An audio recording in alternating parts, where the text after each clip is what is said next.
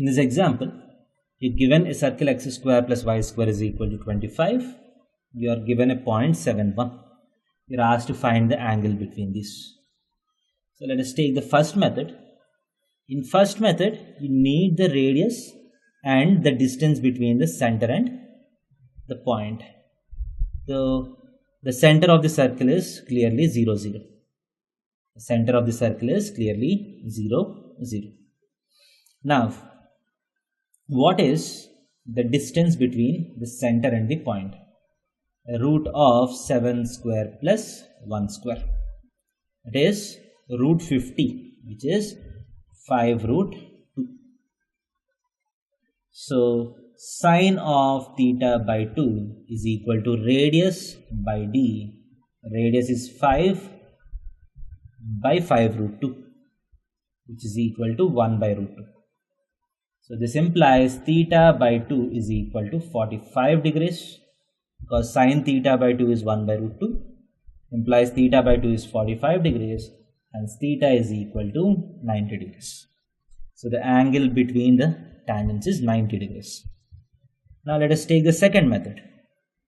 In the second method, we take the general tangent to this equation.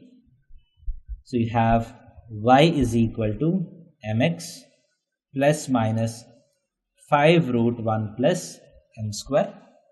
Now this tangent has to pass through 7, 1. So 1 minus 7m whole square is equal to 25 times 1 plus m square. I am writing this directly because we have already done this process. This implies 1 plus 49m square minus 14m is equal to 25 plus 25m square.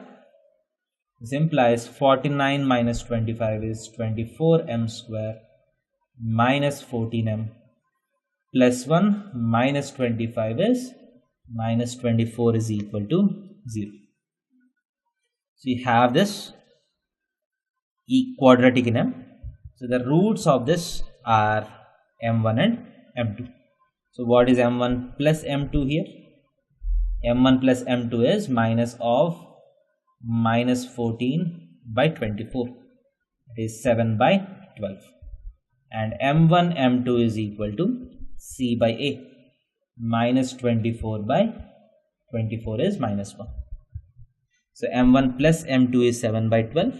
m1 m2 is minus 1. So clearly the product of the slopes is equal to minus 1, implies theta is equal to 90 degrees. So as you can see, you got the same answers from both the process. So in circles, you can use the specific process, but the second process is a more general process.